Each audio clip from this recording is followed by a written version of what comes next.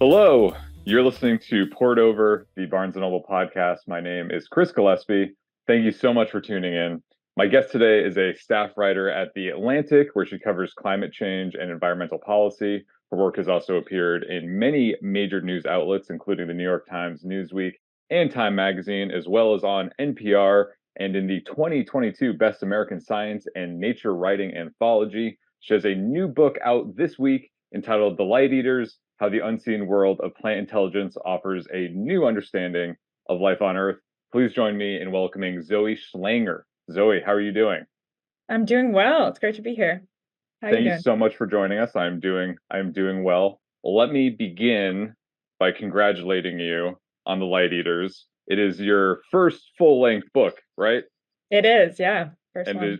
it is a fascinating read that has appropriately been generating quite a lot of buzz. It's been praised by the likes of Robin Wall Kimmerer, Ed Yong, and Elizabeth Kolbert, all of whom are huge names in the world of science and nature writing.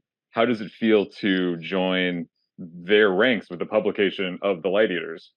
It feels completely unbelievable. These are people I've been reading for a large part of my life. Robin Wall Kimmerer is one of the reasons the book even came into existence in my mind because she writes so beautifully about plants and ecosystems and human relationships to them. I've been reading Elizabeth Kolbert since I was, I don't know, in high school. So big hero of environmental science. And Ed Yong's books have also been a huge beacon. His book on animal sensing feels like a very parallel book to this one. And yeah, just giants of science writing. I feel very lucky. It's great, and it's well deserved praise. And I think that it will be one of those titles that goes along with all of their works on certainly tables at Barnes and Noble, and I imagine other bookstores as well. There is a lot to talk about, but before we dive into the book itself, I was wondering if you'd be able to kind of tell the listeners at home what The Light Eaters is all about, because it is a complex journey, and I will not do it justice myself. Absolutely. I mean, this book was born out of my own curiosity about plants and in an interest in taking a bit of a break from climate change reporting. I was doing it for 7 or 8 years and feeling really numb to it. It's not a sunny topic. I'm back to it now, but Mhm. with a very different perspective from learning about plants. But this book, in short, is a investigation into this burgeoning field in botanical sciences that's taking seriously this idea that plants might be much more than we've ever thought them to be. They appear to be absolutely behaving organisms in the way we would think of, we think about animal behavior, but the realm of thinking about plants as behaving organisms is relatively new. They make decisions, they plan for the future, they have relationships to their kin, they have social networks, dynamics of sensing that surpass some of our most fine-grained senses. They are able to detect things about their environment and respond in kind. And I fell into this as a science reporter, just reading scientific journals and realizing that there was this true debate going on among scientists about whether or not plants could be considered intelligent, which to any science reporter to hear, very rigorous, conservative, typically tight-lipped scientists using words like that to talk about this class of organisms that none of us have necessarily been raised to believe were intelligent really was shocking enough. It felt like the story of my career, and I came to it at a lucky time. It really is a sector of science that's very much remaking itself right now. Yeah, it's fascinating because I am not a scientist or a expert on biology or plants or anything like that, and I had no idea that these kinds of conversations were happening or that this was the kind of research that's been going on. So it was really interesting to kind of see these things that are happening with plant. Is it okay to say plant consciousness or plant intelligence? Like, what's the most diplomatic way to put this in this conversation? All of these words are shrouded in controversy. Okay. That's what makes it so interesting. It's, the realms of philosophy and ethics and science they've been far apart for quite a long time. So scientists are not all of them are particularly comfortable talking about intelligence and consciousness because we don't have definitions for those words. We can't find the mechanical basis for consciousness even in ourselves. And no Mhm. one can decide really how to measure intelligence. It's all laden with very human tropes and prejudices and things that have to do with academics, which of course we can't put on a plant. But there's a lot of arguments to be made that if you have a creature that is able to direct its life with some form of cunning, which we definitely see plants doing, there is Mhm. a sector of people advocating for us using these words for plants, intelligence and consciousness. And it's a huge departure from, because there's, in the book you have your own journey as a reporter, if you will, because you are in the narrative and you're kind of reporting on your different experiences and the different trips, which I do want to talk about. But you also kind of do a really great job of kind of summarizing the, I don't want to say maybe the history of science, or just kind of the history of biological perspectives. Because if you going back not that far, there's this attitude of, well, plants are basically kind of just like pretty looking decorations or rocks, basically. Like they're inanimate. They kind of know how they're alive, but like, eh. But then also I was really surprised to read that the perception of just like animals not that long ago was also kind of like, they're kind of alive, but they're like not really alive. So it's fascinating that plants we're finally kind of becoming aware of what plants are and kind of giving them a little bit more credibility and attention, which is clearly much deserved. Yeah, it's interesting, this history of science aspect here. We are so used to receiving science as settled fact because it is the basis for a lot of our knowledge about how the world works. And we don't realize sometimes that we're living in an era of science, and science has been through all of these other eras that seem absolutely ridiculous to us sitting now in the modern era. And you mentioned how animals were thought of scientifically. I mean, in the for 100 years, but as recently as like the early 1900s, late 1800s, early 1900s, dogs were thought to not have any sensation. Basically, animals were thought to be kind of mechanical, these little machines that were just very complex. It was the era of learning a lot about the human anatomy. It's the era of Frankenstein. There was this thought that if we just figured out how to take an animal apart properly and put it back together properly, we would just be able to remake an animal. And there wasn't this sort of untouchable soul consciousness thing that humans had. Animals didn't have that. So that meant they couldn't feel pain or joy. And it also meant that giants of medicine were dissecting dogs without anesthesia in amphitheaters because they were good study subjects and they thought, dogs can't feel pain, so this is fine to do. And that brought about the first animal rights movement. It was societies of, honestly, of mostly women, anti-vivisection societies who came together to protest this. And that's an example of, science didn't stop dissecting dogs because science realized animals could experience pain and weren't kind of mindless organisms. It was because society moved to a different place in thinking about this ethically and pushed for that change. And now we just think of it as settled scientific fact. Animals have sensation, of course they do. But the origin of that shift comes from a place outside of science. Yeah, it's crazy that what we take for granted now in terms of how we perceive or understand things. Like I can't even imagine. Like it sounds horrific, the idea of performing, like dissecting a living organism right now. Like it just is unheard of. But it really was not out of the question not that long ago. Which is just, it's crazy that science is so, it's still evolving and not this fixed thing that we're kind of like, well, it's science, but we're, to your point, where it's always changing and growing, and we are in the moment right now that things that we take for granted right now in scientific fact are going to be replaced by a better understanding in the not too distant future. Exactly. I mean, and that's where these new findings about plants are coming in, because it seems almost unimaginable now to imagine something like a plants rights movement in the way that there was an animal rights movement. But that was also completely unimaginable for Right. animals at a certain point. So kind of dialing it back, kind of going back in time, like how did you get into science writing specifically? Were you interested in writing but also really passionate about science, or were you kind of like starting out as a science enthusiast, but you're like, well, I also have this kind of gift for writing, maybe this is how I merge these things? I was really attracted to anything that was kind of a secret. I remember being in college and learning about, I went to school in New York and right near the Hudson River. and taking an ecotoxicology class, an Hmm. ecotoxicology class about the Hudson River, and understanding that there's this long legacy of pollution there, that there was PCBs spilled in it, and it was at the time very toxic. They've cleaned it up in the last 10 or so years. But that felt like this kind of hidden piece of information that scientists knew. Some policymakers maybe knew it, but the average person living near the Hudson River probably didn't.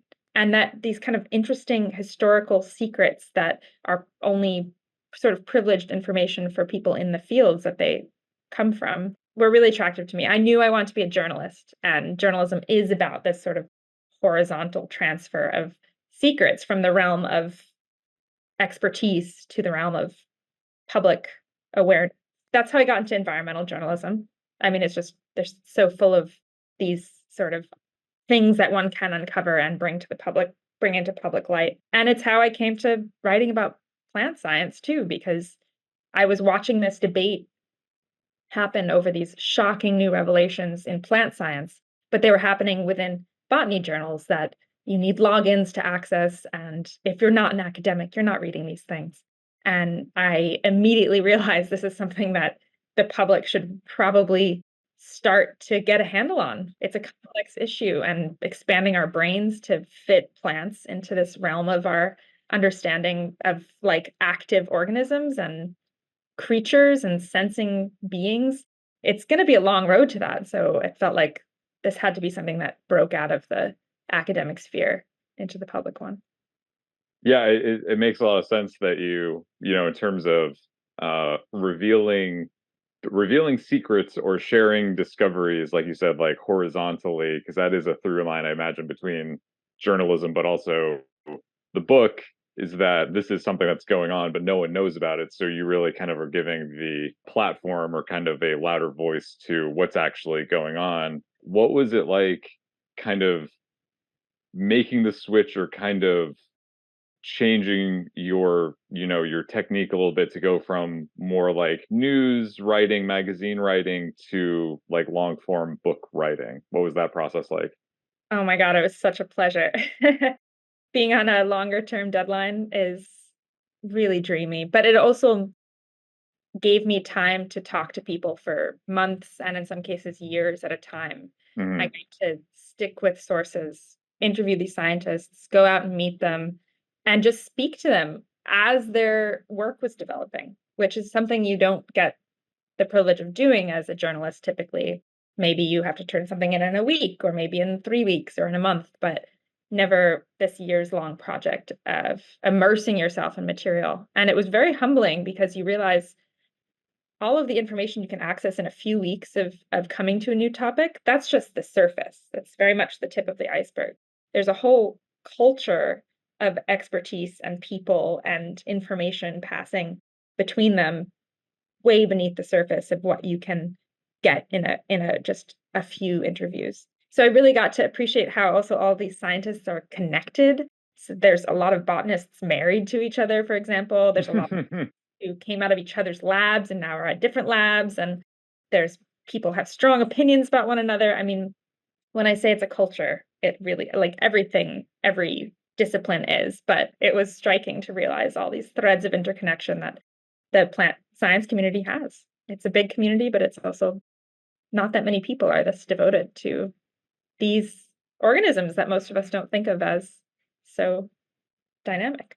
Was there, because you got to travel, it seemed like sort of all over the world in doing the research for this book, because I know that you went to Germany, you went to Chile, I think it was, right? Yeah, You go to a underground cave in Puerto Rico.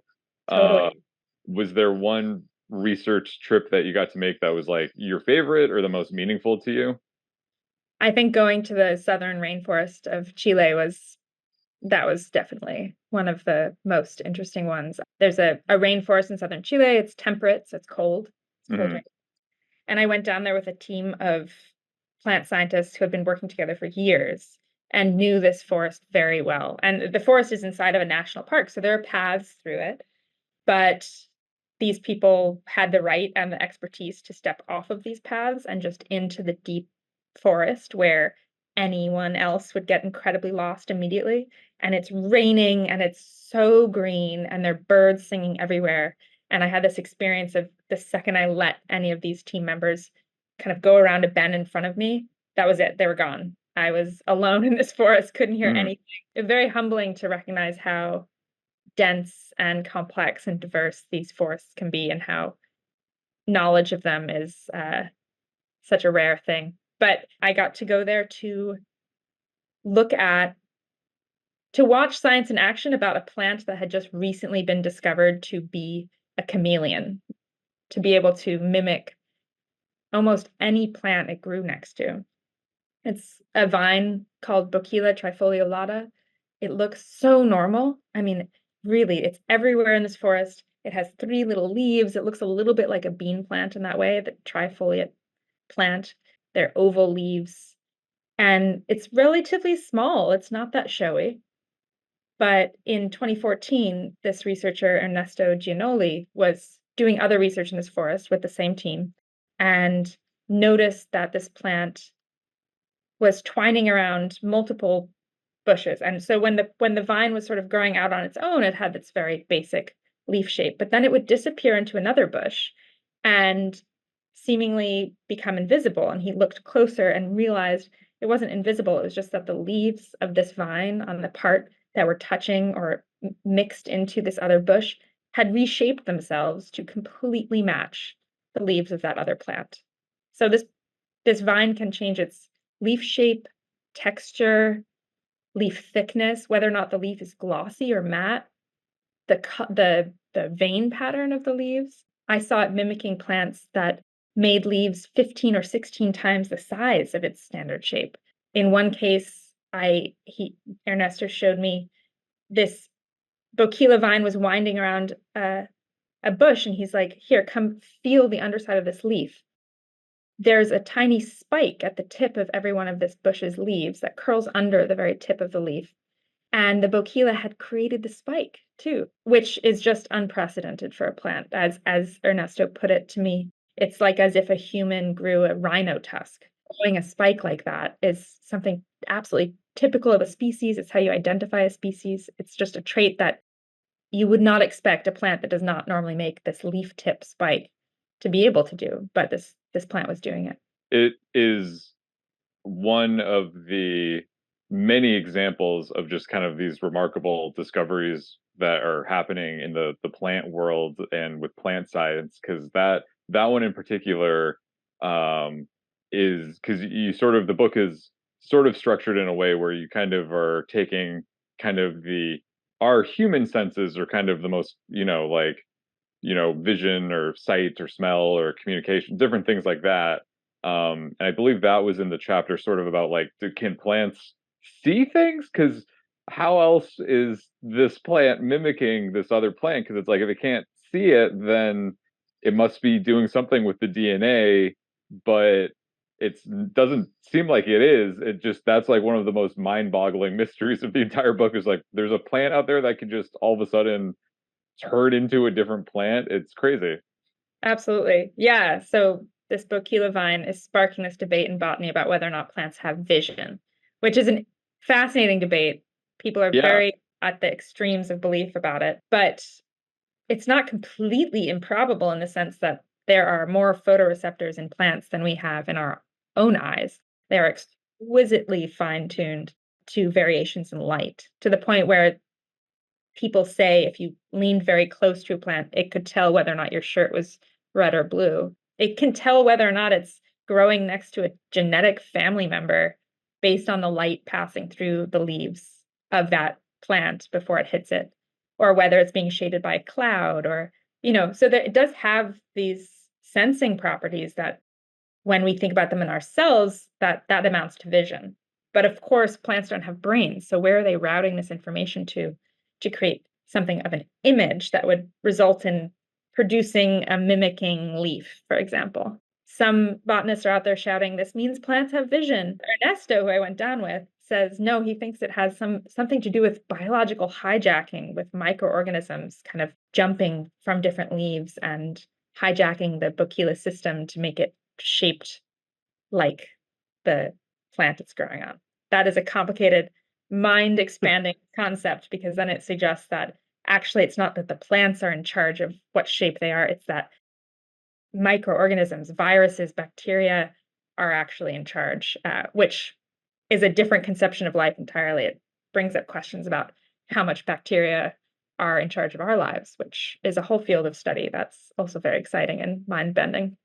So kind of going into the controversy and sort of the debate of all of these things, and that it is such a, I don't want to say weighted topic in the scientific community or the plant community, but you talk about in the book how there was in the 1970s there was a book that came out called The Secret Life of Plants that sort of became this hugely polarizing um, kind of text that ultimately sort of sounds like it was detrimental to botany overall because it kind of like took a stab at it just made people think that botany was not a serious thing or this kind of work was not real because that's sort of where the ideas of, well, plants have different preference of music and you can talk to your plants or things like that, and then it kind of became a joke almost.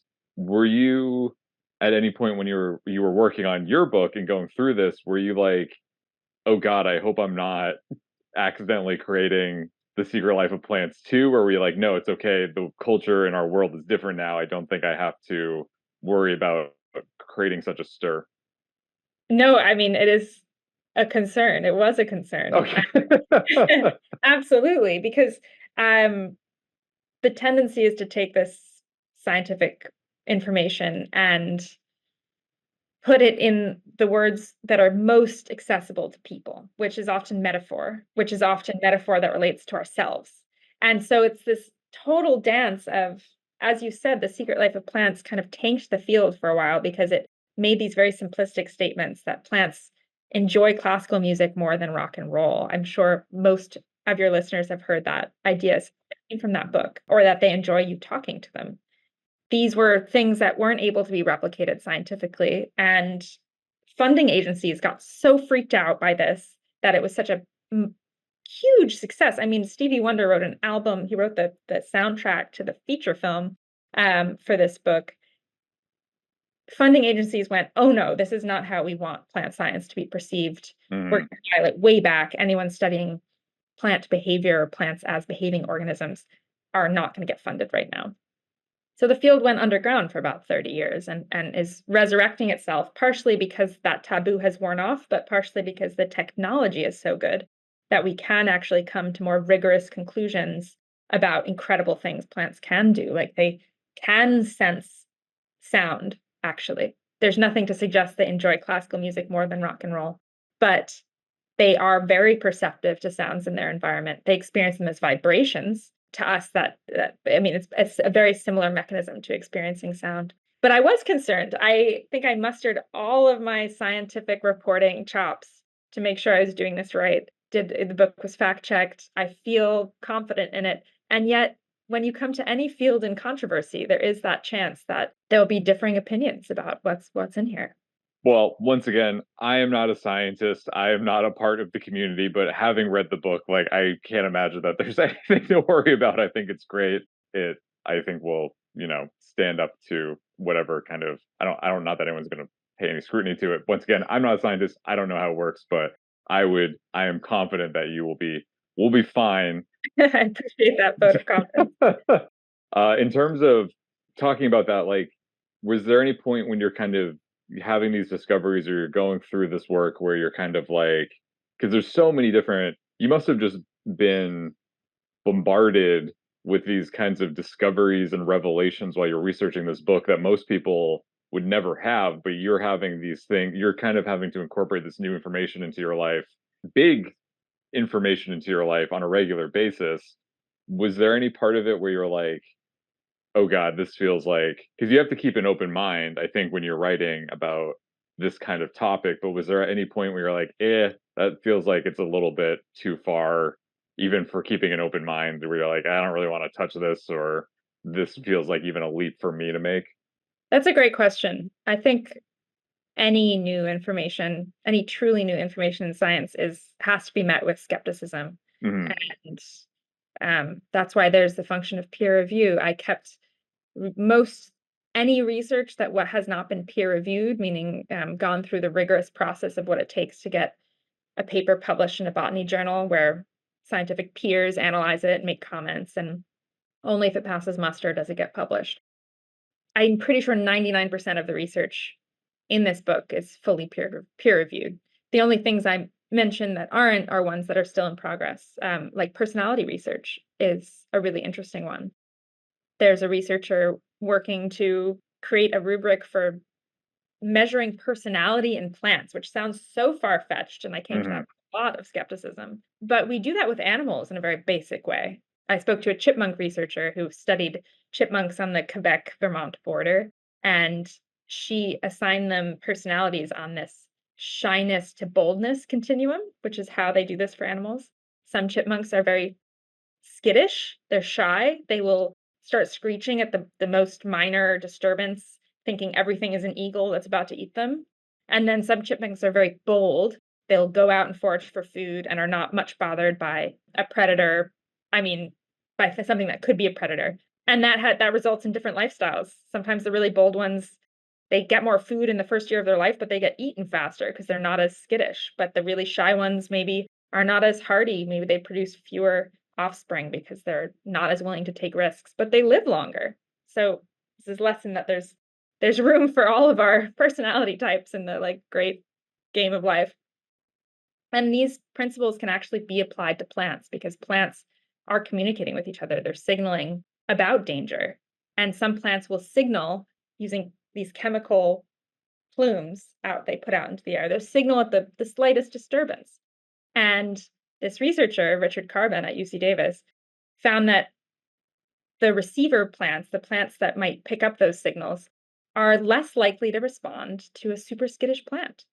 You know, it's like the boy who cried wolf of plants. So this personality research is still making itself. It's very early in those days, but it felt worth mentioning because it does have a precedence in animal behavior science, and I think has a promising future in plant science. But yes, you do have to look at all these things very skeptically and evaluate what gets included because I don't want to write the first version of this era of plant science incorrectly. It's be a bad basis to get off at the wrong foot, you know. I was also amazed at the um, because I think when I think about science as an outsider or scientist, I think of them being very logical and very fact based, which certainly a lot of them are. But it also seems that reading your book and the different individuals that you talk to, and when you're kind of recounting the stories of the history of science or like the recent developments in the plant community and all the polarization and drama and all of these things, I was amazed at how the scientific community is more emotional and sensitive than I really would have anticipated because I would have associated that kind of stuff with more of like artists or like an art movement or that sort of thing. So, what role do you think that kind of, I don't know if I want to say like emotion or kind of not necessarily creativity, but what are the similarities and differences between scientists and more creative types like artists like because it seems like they have more in common than I may have thought. Yeah, yeah, scientists are people too. You wouldn't believe it. A lot of their questions come from a place of creativity. Hmm. They have to root them through very dry academic jargon to publish them. But what's going on in the background is these profoundly curious people who have some deep affinity for plants. I mean, these people love their organisms in a way. And that's what you need to have this kind of deep curiosity. The best scientific questions come from imaginative, out of the box thinking. They pass through all the crucibles of rigor afterwards, but those questions come from this very sensitive place. And that's something I was so interested in. I spoke to a rare plant botanist in Hawaii who literally throws himself off cliffs with safety gear in order to reach plants that there's as few as 5 of them left of a species on a specific cliffside or something in Hawaii. And he's there to hand pollinate these plants when the female and the male are too far apart. And this is his whole life. He's out there trying to get funding for this, very hard to do it. He's in his 70s now, and he's still doing this work. And it took me a while to understand where that drive came from within him. But after a couple of years of talking to this botanist, I realized it comes out of this like deep respect for the evolutionary journey of every plant species on the planet, whether or not they're useful to us, uh, whether or not we've just discovered their existence a few years ago, which is the case for a lot of these Hawaiian rare plants. They recognize that each plant represents this long line of evolutionary creativity, of life sort of finding a way and spooling out into the most absurd forms. And, these plants have found every niche on Earth to occupy. And when one gets snuffed out by extinction, that you're losing this endless process that I think botanists have this galaxy brain ability to hold oftentimes. And it's something that is infectious. It really rubbed itself off on me, that way of thinking, having this profound respect and awe and admiration for these organisms that have made it through so much, and not just so much in their lifetime. I mean, they created the oxygenated world. The reason we breathe oxygen is because of plants. They create every single molecule of sugar that's ever fueled any of our bodies that are made inside of a plant. They have primacy on Earth. They really are the fundamental creatures that make all our lives possible. And that's something botanists know, and it comes out in much more philosophical speech than you would think. When you're actually in the lab with them, actually in the field with them, they're thinking about this as deep. Of course it is. Thinking about plants as, like you said, they're so important to, I mean, life in general, but also they're the ones that created the environment for animals, like, and, humans to eventually do our thing and come about. So, and because I had also, I spoke to Merlin Sheldrake about Entangled Life a few months ago, and I noticed some similarities between fungi, or at least human attitudes towards fungi, and then now also plants with your book, of this human centric attitude of everything revolves around us. We're the best. We know everything. Everything else is inferior. But both with fungi and with plants, in comparison, we're like the new kids on the block, evolutionarily speaking, and also kind of the worst kids. Not that the other species and other life forms are not creating issues too, but we're definitely creating the most. What are the origins, you think, of that kind of human centric attitude of like because you also talk about plant blindness, where we have a tendency, as especially in Western culture, in our society, of looking out at plants and not really seeing anything, or like looking out at a forest and we say, oh, there's nothing here. Oh, look at this, is the middle of nowhere. And you're like, well, there's actually more life forms here than there are, in another spot. So like, how do we get to this point of we're the new kids on the block, but we think it's all about us, and we have such minimal patience for any other life form? Yeah, I mean, that goes back many hundreds of years in Western thought. This idea of there being a scala naturae, this ladder of life that all of life can be slotted into, and that you have angels at the top. I mean, it's a deeply Western Hmm. Christian viewpoint. And then below angels, you have free, educated men, and then free women, and then slaves, and then children, or maybe children's. But there's this idea that's been pervasive for hundreds of years, that Hmm. there's this ladder of life, and plants are somewhere between animals and rocks. So they're way down at the bottom, and that is just the perception that kind of leaked into Western thought, starting with Aristotle and then moving into Enlightenment thinking, and we haven't been able to shake that. And I think that new revelations about animals is kind of have jostled in the last 40, 50 years, jostled our sense of being at this highest point in evolution. And now, as you mentioned, fungi, Merlin Sheldrake's book is a huge part of this, but there's so much science happening now that's making us realize how incredibly communicative fungi can be, that they can grow these mats that are across the forest floor that are in touch with themselves, that this idea of an individual organism also goes out the window. There's this kind of network intelligence you're dealing with fungi that can also be thought about for plants. In some ways, a lot of people think of them that way. But I mean, I think it's something we can unlearn. And it's not something, I mean, this hierarchy of life is something we can unlearn. And it's not something that afflicts all cultures. I mean, a lot of indigenous cultures have a basis for thinking of plants as some kind of primary organism. The cosmology of several cultures includes plants as the ancestors from which humans ultimately developed, and that humans are just one kind of person, that all organisms are a person in their own right. There's tree person, there's a, you know, dog person. All organisms have a sort of role to play. And often these cosmologies do recognize the fact that humans are the only person type that's reliant on all of these other types of Mm, organisms. So we rely on animals to live, we rely on plants to live. They don't rely on us in that no. case. We are the like you said, the new kids on the block. We are quite vulnerable to Hmm. the elements and to our needs and reliance on these other creatures.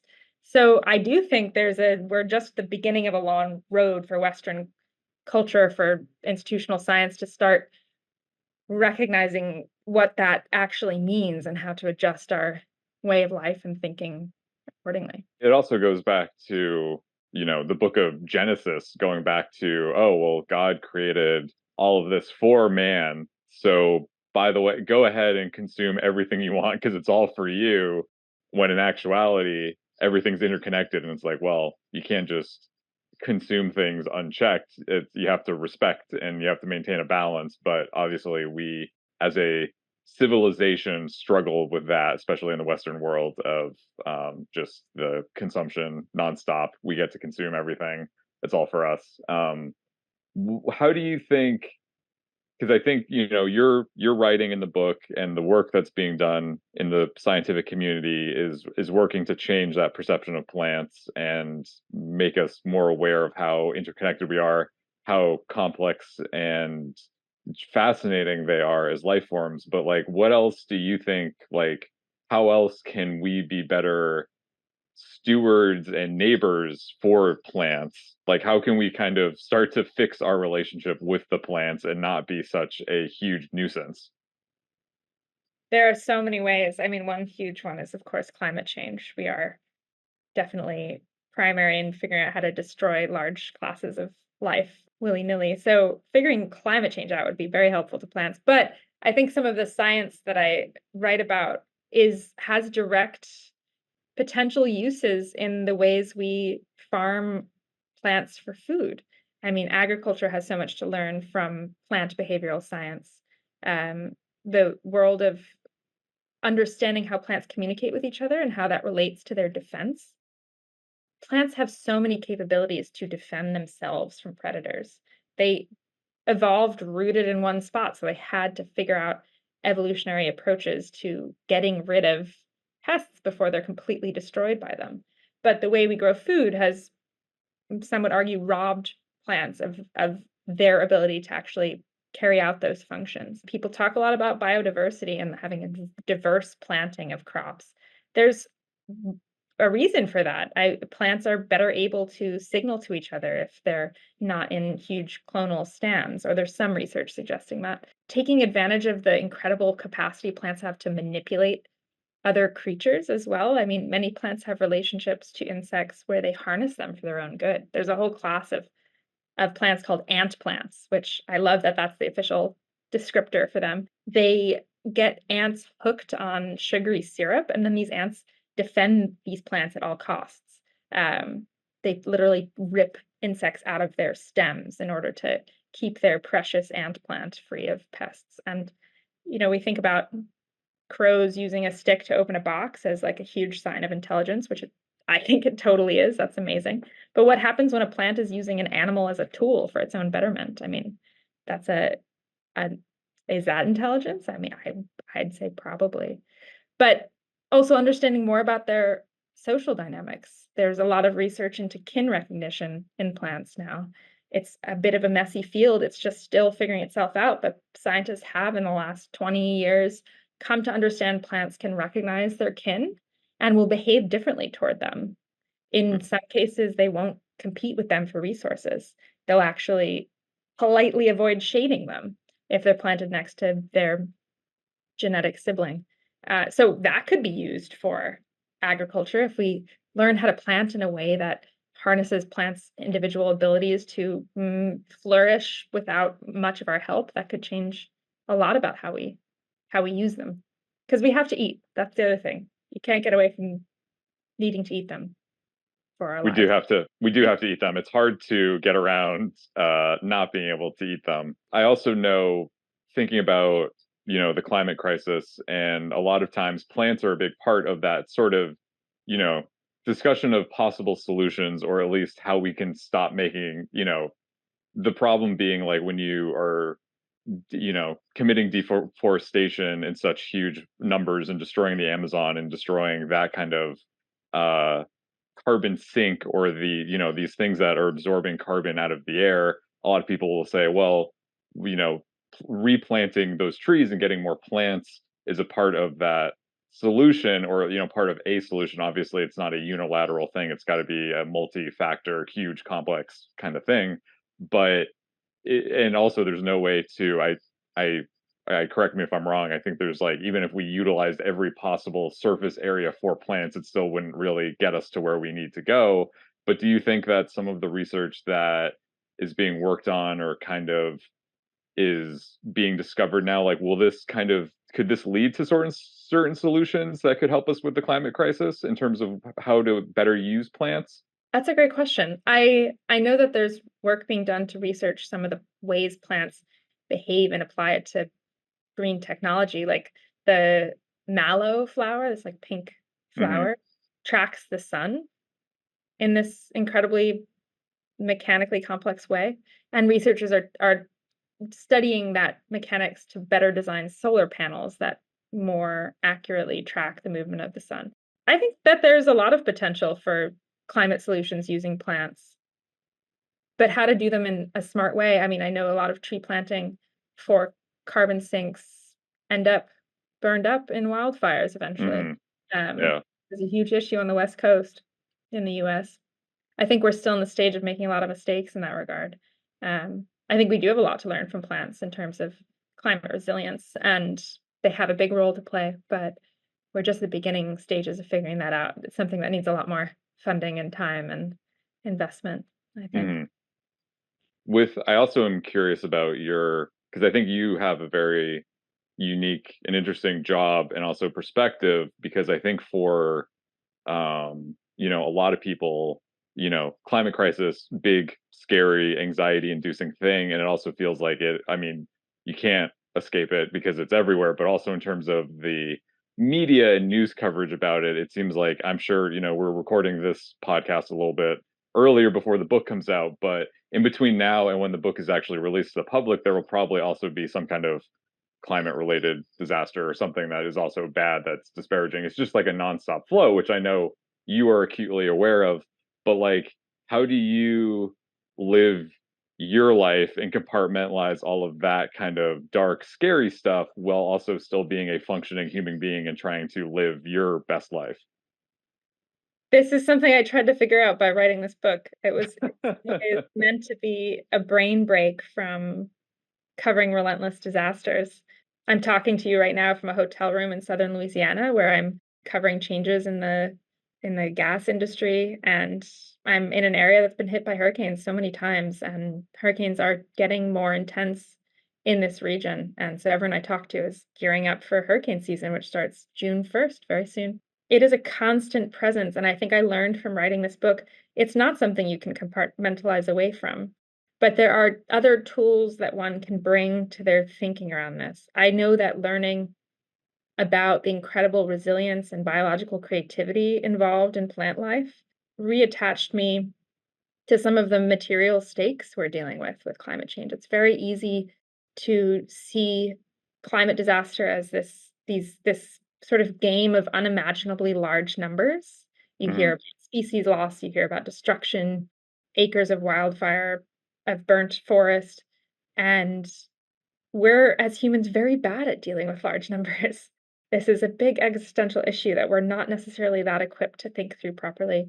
But when you start to really attend to the everyday miracles, really, of all of the life forms on Earth, it helps bring you back into this place of recognizing what we're fighting against losing.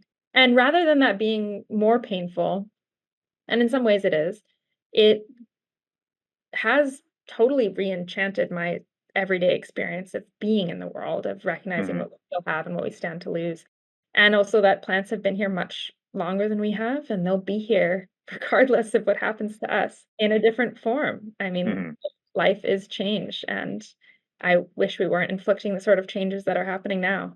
But we can do something about that. And at the other side will be a different version of plant life, but they'll still be here for sure. I'm not sure if that's a very satisfying answer. It's an issue I think through all the time and haven't Yeah. come to a conclusion about. Well, I think, I mean, in my limited perspective, as having read the book, and like, I think that's one of the cool things that the book does, and I think it is conveyed in your writing and in the book itself, of this kind of idea of, because I think one of the things that I think probably, at least I know for, in my own life and individual experience, that like part of why climate change and the climate crisis is so scary is because it feels very fixed and inevitable. And in many ways, there are certain parts of it that are fixed. Things are going to, be bad, but there's also a level of anxiety of like, well, what's going to happen? Because there's so much stuff that we don't know about. And I think when you're bombarded with all of these negative information on those bad news and disasters after disaster, it's very easy to get cynical and think that everything about the future or how it's going to play out or things like that, or science, or what can we do, what can't we do. But I think what the book does is it is sort of a reminder that we do not know everything. And sometimes that's a very good thing that we don't know stuff, because that means there's more things to be discovered.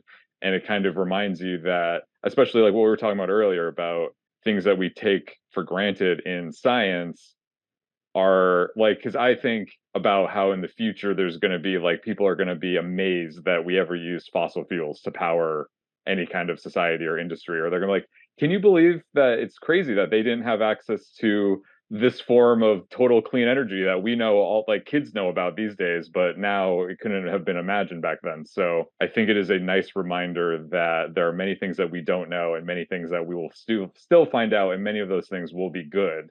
So we can't necessarily write off the future of science completely.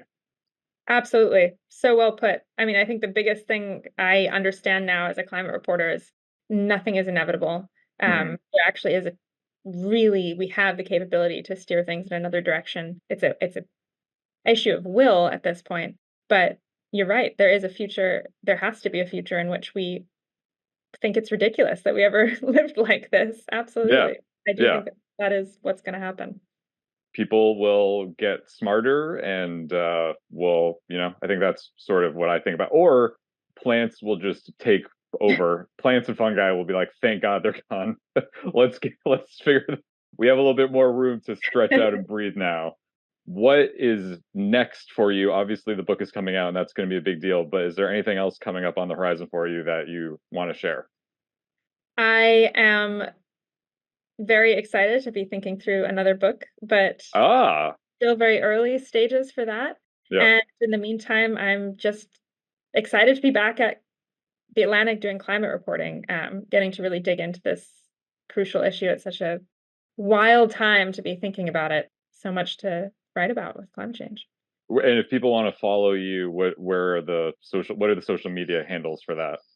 I'm on Twitter or X or whatever you want to call it, at my name, Zoë Schlanger, and that's probably the best way to follow me. You can also sign up for the weekly Planet newsletter for The Atlantic, which is their climate newsletter, which features all of my stories most of the time. Awesome. Well, listener, if you like reading nonfiction and you're looking for something vibrant and thought provoking to read this spring and also into the summer, I highly recommend The Light Eaters. I guarantee you will never look at plants or think of them the same way again. In fact, I can't think of a better book to take with you. Go on a hike, go to the park, go into your backyard, just get out into nature and bring this book with you, and you're bound to have a great time. The Light Eaters: How the Unseen World of Plant Intelligence Offers a New Understanding of Life on Earth is available now at your local Barnes & Noble store, and it's also available online at bn.com. If you love plants, and you love science and nature writing, you're going to really enjoy this one. Even if you're not an expert on plants, which I think I've established that I am not, or if you're not an expert on biology or even science in general, I still think you're going to learn a lot and enjoy embracing this new perspective. Zoe, thank you so much for writing this book and all the work that you do. Revealing all of those secrets and sharing the secrets with everyone else. I really appreciate it, and thank you for stopping by to chat with me today. It's been so fun talking to you. Thanks for having me. Thank you for listening. Poured Over is a Barnes & Noble production. To help other readers find us, please rate and review the show wherever you listen to podcasts.